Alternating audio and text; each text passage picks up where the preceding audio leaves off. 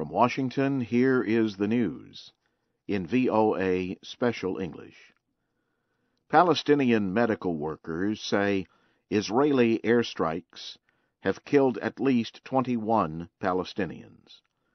Israeli warplanes fired on several buildings in Gaza City Sunday, including a house.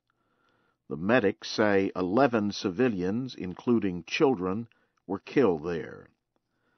An Israeli foreign official said one of the strikes targeted a Hamas group commander. She said it is not known if he was hit. She also confirmed that some Palestinian civilians were killed in the bombings. Israel began its offensive 5 days ago after Israel was hit by rockets from Gaza. Earlier, President Obama spoke about the fighting during a visit to Thailand. He said Gaza militants must stop missile attacks against Israel. He also said it would be best if the Israeli offensive was not expanded. The president said he has discussed the issue with the leaders of Israel, Egypt, and Turkey. The Israeli military says it has fired artillery into Syria to answer gunfire aimed at Israeli troops in the Golan Heights. Israel says none of its troops were injured. Israel has protested to the United Nations about the shooting from Syria. There have been several such incidents between the two countries during the past week. Separately, France has asked Syria's new opposition coalition to name an ambassador to Paris. French President François Hollande met Saturday with Ma'ath al-Khatib, the leader of the new Syrian opposition coalition.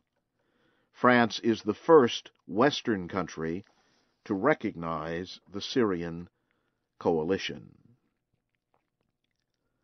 In the Eastern Democratic Republic of Congo, rebels are moving toward the city of Goma. Saturday, they forced United Nations peacekeepers and government troops from a town near Goma. The rebels say they are just a few kilometers from Goma. A spokesman said the rebels are ready to answer an attack by the army and force government troops from the city. Fighting between rebel and government forces has forced thousands of people to flee their homes. On Saturday, United Nations helicopters attacked rebel positions near Goma. UN Secretary-General Ban Ki-moon urged Rwandan President Paul Kagame to use his influence to help calm the situation. At least 7 people were killed in an explosion on a bus in the Kenyan capital, Nairobi, Sunday. The Kenyan Red Cross says at least 29 other people were injured. The bus was in the East Lee area of Nairobi. Many Somalis live there. Early reports say a small bomb was thrown into the bus, causing the explosion. Police have not confirmed those reports. Recent attacks in Kenya are being blamed on Somali militants and their supporters. Kenya sent troops into Somalia last year to help the government fight rebels.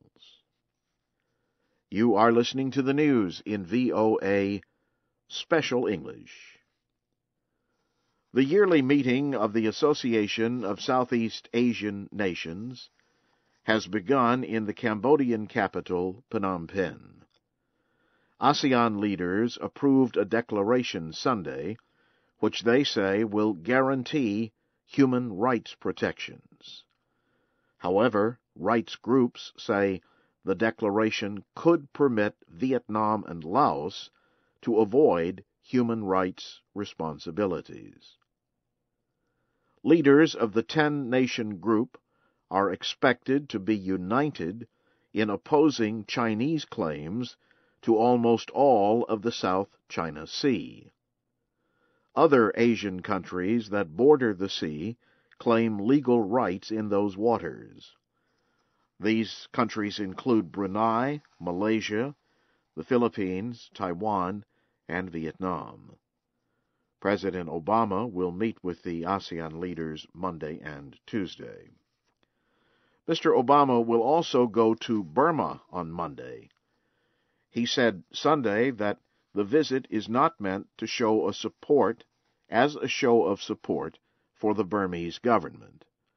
But he said the United States does recognize that political reform is taking place in Burma. Mr. Obama said Burmese leaders have made political changes, but they must make more. But I don't think anybody's under any illusion that Burma's arrived, that they're where they need to be.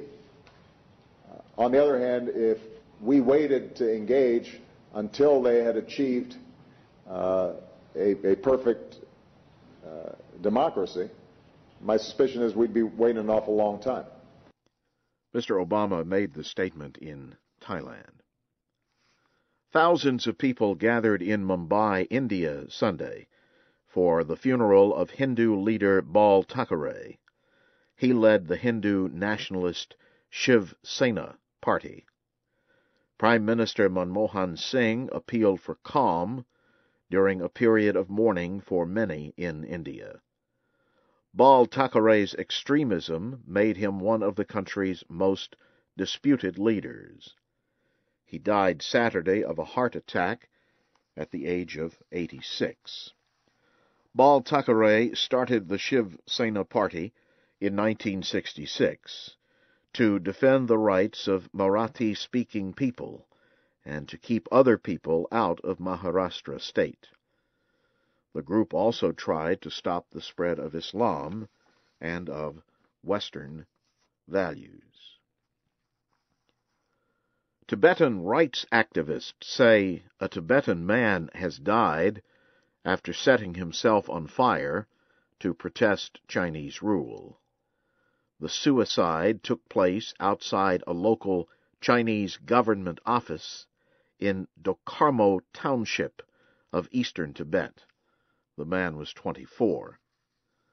On Saturday, a woman also burned to death after setting herself on fire in Tibet.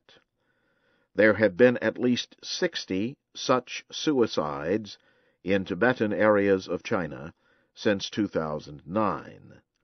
About 15 other Tibetans have protested in the same way, but lived.